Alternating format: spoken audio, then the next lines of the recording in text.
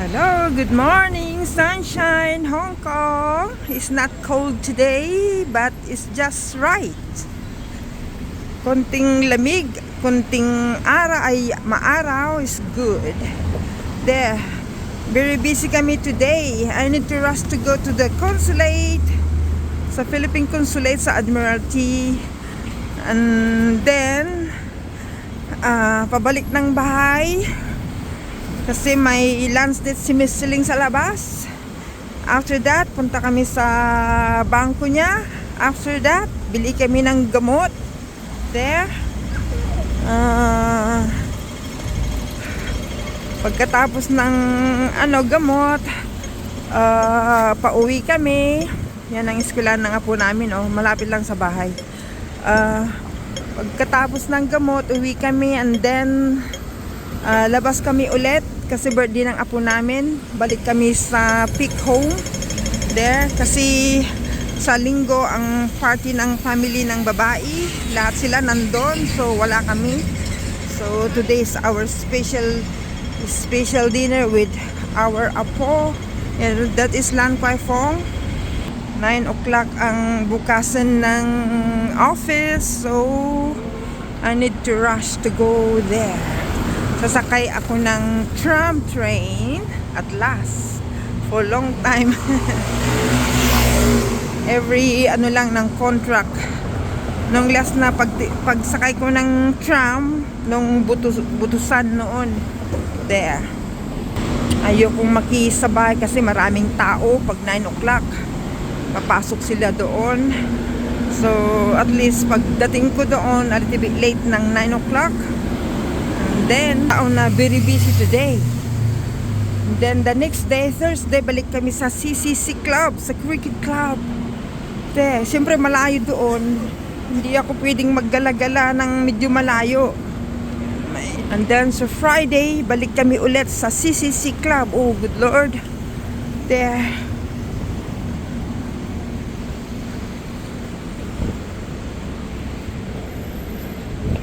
Tao-tao kasi masyadong maaga pa. Kung tutuusin 9 o'clock, late na sa atin yan. Pilipinas, sa probinsya, gising nila dyan mga 4 o'clock. Karamihan, yung mga may trabaho, 3 o'clock, nagigising na sila. Makipagpuntaan muna sa Facebook. Na sila, dumadami ng tao. Ang lamig niya dito, mahangin. Buti nagdala ako ng wind breaker na jacket there, or as mahirap nang magkasakit there. Spencer, see, malapit na ang Pasko, hindi man lang tayo makashopping na. Miss, just simple, I just want t-shirt only there. Central, diretso lang ako from sa taas dito sa baba hanggang sa tram line. Nag-green na, pwede nang kagabi, galing kami sa Peak Home. And then pagkabihis, bukas agad ng CP, manood ng Liwanag sa Dilim. Wow! Ang tawa ko noon, oh my God, pati si Miss Ling nakikitawa, hindi niya alam yung tinatawanan ko. Kasi ang sarap panoorin si Dr. Love. Laging natutumba. Naninigas na kasi walang ice cream. Ang ganda-ganda ng kwento ni Kuya Bal. Sila Nanay Rosa, Tatay Batas, si Beyonce. Pagbukas niya ng ice cream niya, baka lamutak na, wala nang laman. Ganda-gandang panoorin. Ang ganda ng pagkagawa ni Kuya Bal sa kapag-edit ni Kakay. Ang ganda. Sobra. At least medyo yan ang tram. Medyo mahaba-haba kagabi, kaya ang sarap manood.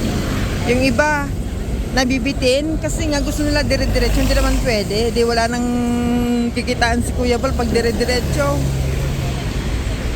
Worldwide, pagkagaling ko sa bahay namin pababa, yan ang Worldwide. Yan ako sasakay ng tram. Tram to Admiralty. Admiralty, doon ang sakay ng Ocean Park.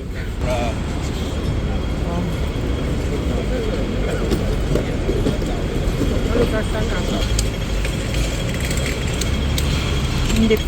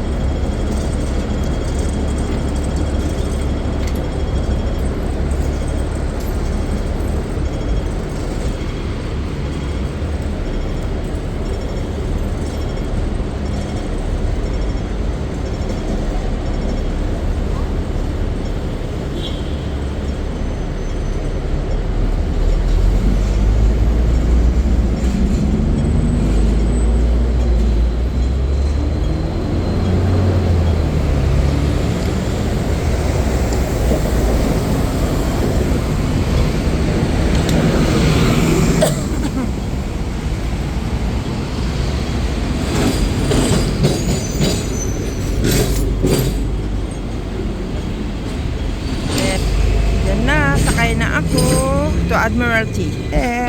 Dito ako. 3:30 ang pamasahe na. Dati 260. Bye for now.